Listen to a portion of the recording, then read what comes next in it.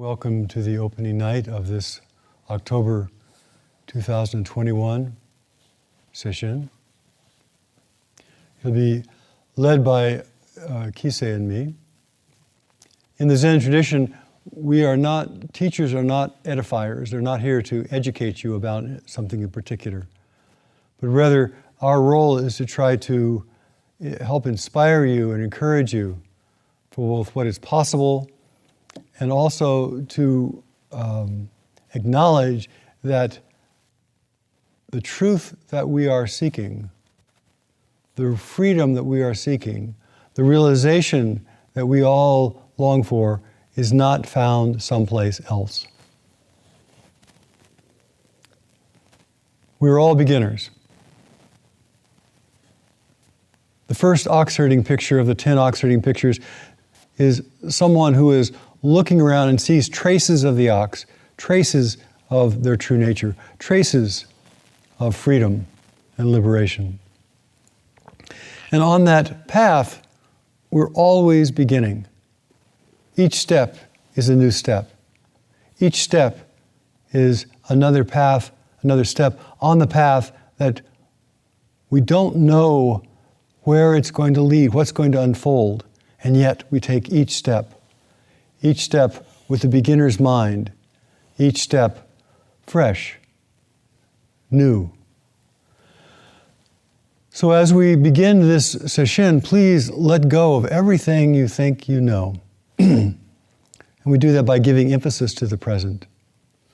Some of us have been practicing for many decades, some people for many minutes. But regardless of what our experience is, we come with a burden of I know, I am, I understand, I don't understand, I'm weak, I'm strong. None of those are helpful. So the not knowing mind is the foundation of practice. The not knowing mind of we're beginning this week-long retreat and we will have different kinds of experiences and breath by breath they will manifest and the path will manifest. And in some traditions, they say that the path and the fruit of the path are not two. Sesshin is a unique way to practice. And we have our particular Zen style, but meditation retreats have been part of the Buddha's teaching since his first rains retreat, 2,500 years ago. And the Buddha repeats over and over again that to understand the transcendental, to understand that which is common in all places and all times, to understand the unborn Buddha mind, to understand our true nature, it is important that we take a step back from the tumult of the world. He says, put aside craving and grief for the world. Put aside craving, desire, and disappointment for the world. So as we begin this retreat, please let go of all of those stories, all the media stories that have been injected into our brains, all the stories about what we think might be happening someplace else, because the ones that we remember tend to be the ones we're afraid of. And let go of all of those, put aside grief for the world, so that we can see what the world is made of, so we can see the underpinnings of the world, so we can investigate and establish ourselves in the ground of being. And the way we do that is with mindfulness and concentration. Beginning with the first establishment of mindfulness, the body.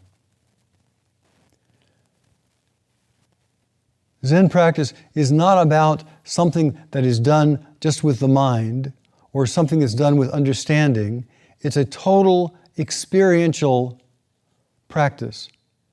If someone is working on koans, the koan is a total body experience. So as we sit down here, we first embody our body, and we embody it by giving attention to it. And that attention can be done at many different levels. But the most fundamental way is feel the body with the body. We can't feel the body with anything else. We don't feel the body in the head. The mind does not feel the body feels the body. And how we see what the body is, in a way, has to do with our maturity and our experience, because the body has no boundary fundamentally. The body is inclusive fundamentally. The body is always anchored right here and never moves anywhere else. So the practice is to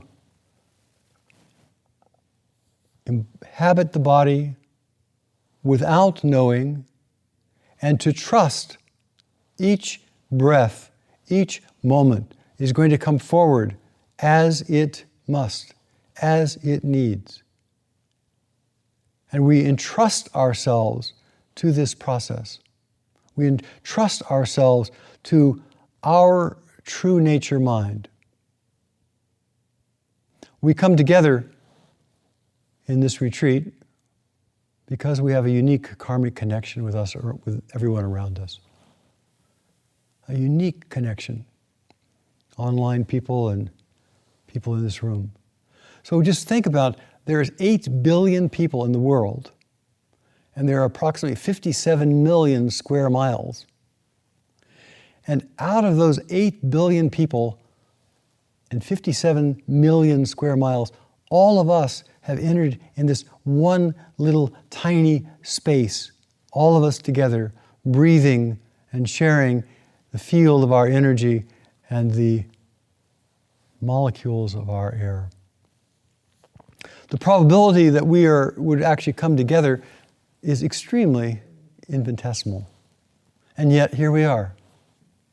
And from a Dharma perspective, we say that our roots of interconnectedness, our roots of practice, our roots of the common aspiration for awakening are deep. And don't just happen accidentally, don't just happen incidentally. But our practice is entwined, part of, infused by everyone in this room and everyone online. So as we practice individually, as we sit in our own skin, as we practice not knowing and trusting ourselves and looking deeply with mindfulness and concentration at the nature of things, it affects everybody in the room. Everybody is resonant with us. So if we encounter some difficult patch, there is support. The field is still around. If we encounter something that is very smooth and inclusive and expansive, then we share that with everyone. We're all in this together, both physically, psychologically, and also energetically at a field level. So we've set aside this time and joined together to investigate the great mystery.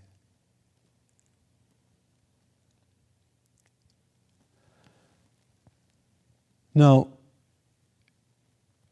the great mystery is not a matter of understanding, obviously. We don't understand the great mystery. The great mystery is a great mystery. The source of our being and the being of the world, everything comes out of the great mystery.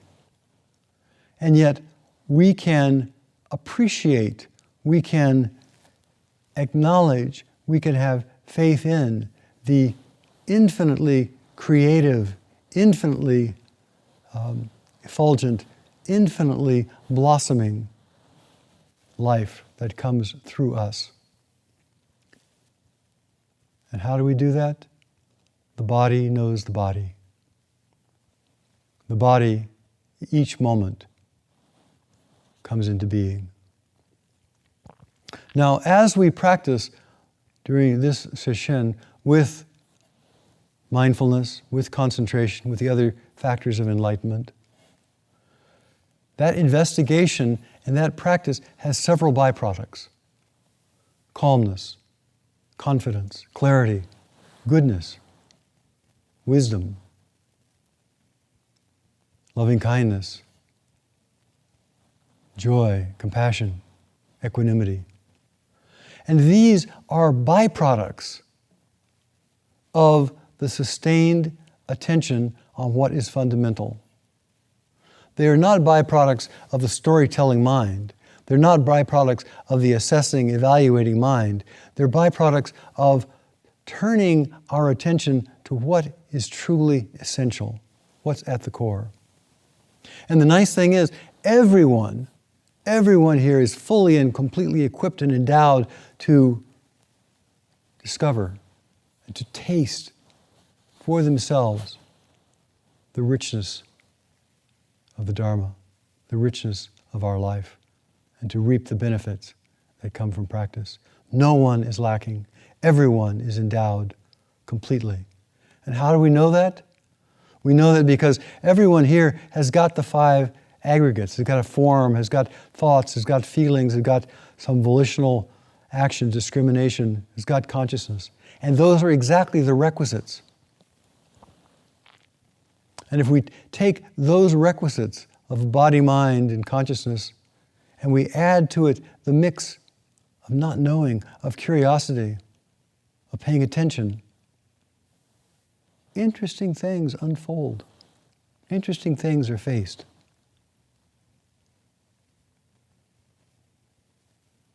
And we begin to transform, not get rid of, but to transform our relationship with the suffering in our life and the suffering of the world. And as we transform that relationship from one of aversion and pain to one of wisdom and compassion, then not only are we eased, but everywhere we go, we can then offer that kind of peace, confidence, wisdom. The Buddha did not advocate suffering. He never recommended it. He actually tried, saying, well, is suffering a way to awakening? And he said, no, it's definitely not.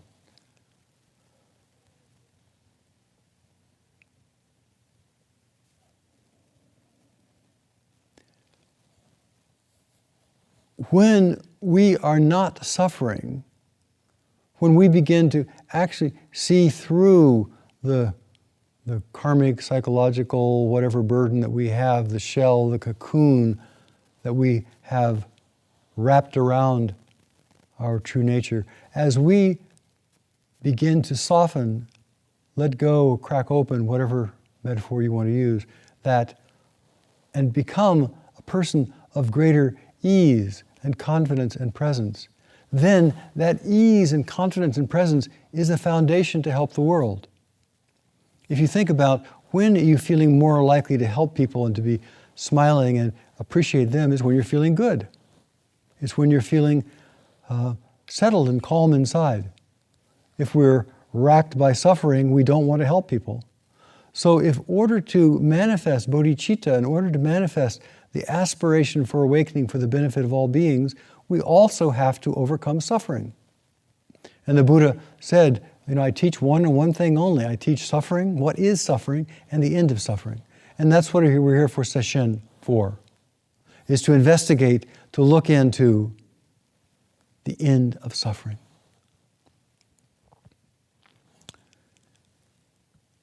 So we come together, we live in harmony for these few days in order to pursue this great investigation, in order to awaken bodhicitta, in order to awaken loving kindness for the benefit of ourselves, our families, everyone in the world.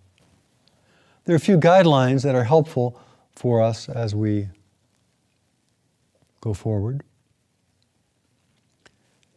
Because this is not something that can be done from the outside, this is about seeing beyond the stories that we have carried with us, the stories that we have bought into, the stories that we have generated for perhaps millennia, eons, kalpas. We suggest turn the mind on toward the mind. Turn the attention towards the root of attention. Turn the attention toward awareness. Turn awareness toward awareness. Now that is not different than feeling the body with the body, because we only feel the body with awareness. So when you're intimately feeling the body or the hands or the breath, whatever your anchor is, and you are immersed in that, that is awareness of being aware of awareness. They're not two separate things. So because we are turning the attention away from the problems and the endless varieties and distractions of the world, we suggest don't look around. Just keep your eyes down so that your attention is not just constantly drawn out by other things. Secondly, we recommend no talking. This is a silent retreat, even though I'm chattering away right now. But to have silence in the mind, to know that root of silence out of which all sound comes, to know the root of silence, to turn our attention away from noise to the foundation of all sound, is part of the emphasis of Sesshin.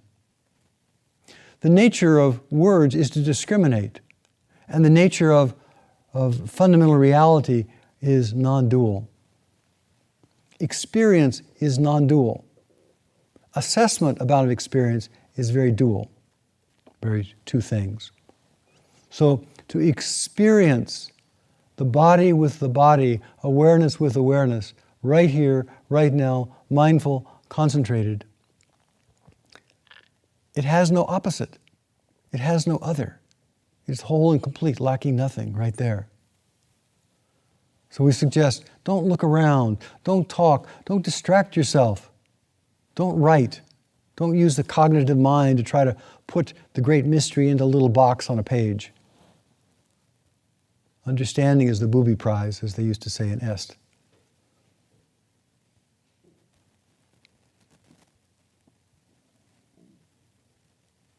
And lastly, really have respect for all these people who are here with a profound aspiration.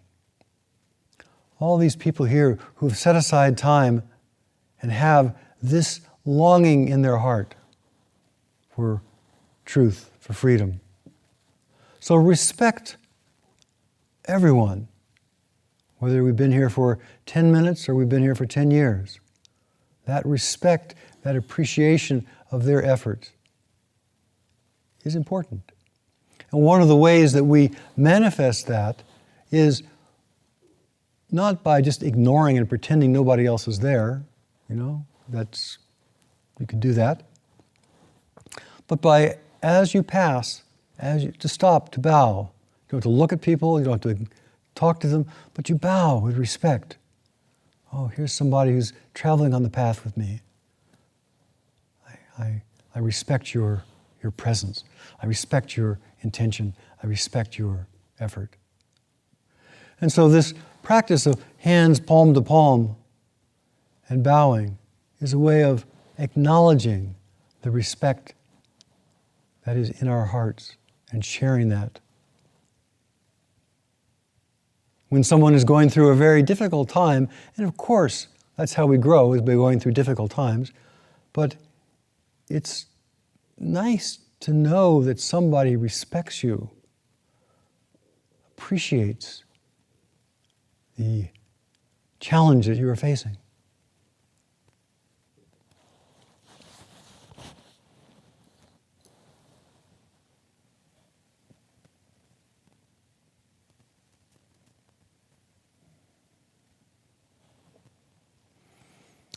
The bottom line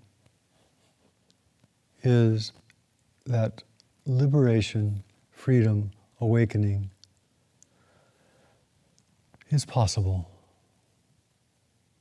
for us, for each of us. And it's not some abstract, esoteric, philosophic explosion that people often have in their minds. And sometimes, if our particular fixed view of the world cracks, it can be a little explosive. Because suddenly, the way we thought the world was made according to us, we see is not true. And that's destabilizing. But usually, the way that it happens is it softens. It softens until the barriers between us and us, the barriers between me and you, the barriers between here and there, the barriers between past and present and future, the barriers all fade into the nature of the inclusive now. So as we begin, please have deep confidence and have deep faith that whatever comes, whatever reveals itself, whatever challenges they may be, by moving towards them, by looking into them, by accepting fully and engaging, right there is the place of liberation. Thank you. Let's sit for until whatever period this is supposed to be. And then at the end of the period, we'll do the 4 Bodhisattva vows. Okay? So whether you move or not is okay, but you're now officially doing Zazen.